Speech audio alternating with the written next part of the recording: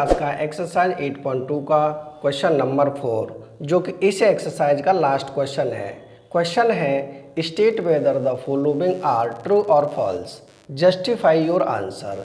यानी इनमें से हमें बताना है कि कौन सा ट्रू है और कौन सा फॉल्स है और अपने आंसर को जस्टिफाई भी करना है। तो इसका फर्स्ट पार्ट है sine A plus B equal to sine A plus sine B, ये इक्वल है या नहीं। तो इसे हम सॉल्व करके देखेंगे। इसमें हम ए की वैल्यू और बी की वैल्यू लेट करके सॉल्व करेंगे। तो यहाँ हम इसके फर्स्ट पार्ट को सॉल्व करके देखें।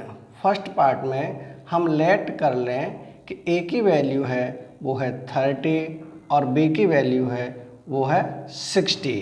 अब इसमें पुट करके देखें, यानी कि sine A plus B equal है sine A plus sine B. अब साइन ए प्लस बी, तो साइन ए की वैल्यू है 30 और बी की वैल्यू है 60। तो यहाँ पुट करें 30 प्लस 60 इक्वल टू साइन ए, यानी कि साइन 30 प्लस साइन बी यानी कि साइन 60।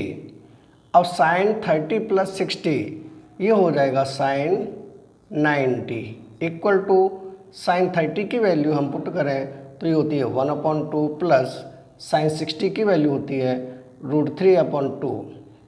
इसे आगे सॉल्व करें तो साइन 90 की वैल्यू होती है 1 इक्वल टू, इसे सॉल्व करेंगे तो एलसीएम हो जाएगा 2, ऊपर हो जाएगा 1 प्लस √3।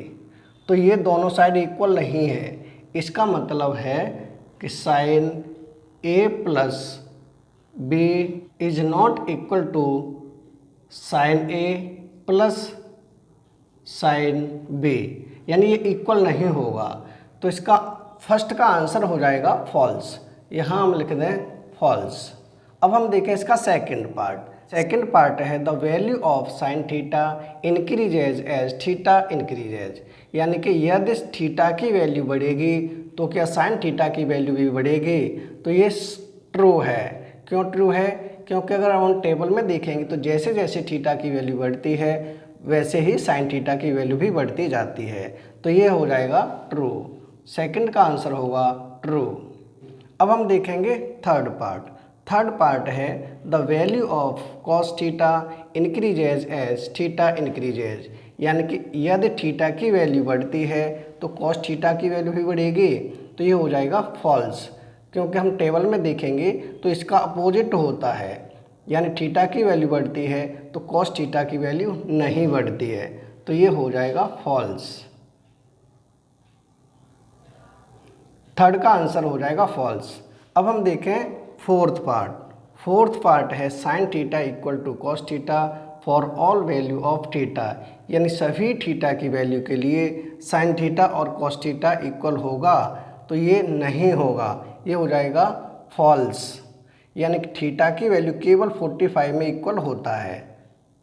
तो ये हो जाएगा फॉल्स, यानी फोर्थ पार्ट का आंसर होगा फॉल्स। अब हम देखें इसका फिफ्थ पार्ट। फिफ्थ पार्ट है cot A is not defined for A equal to 0, यानी ये हो जाएगा ट्रू।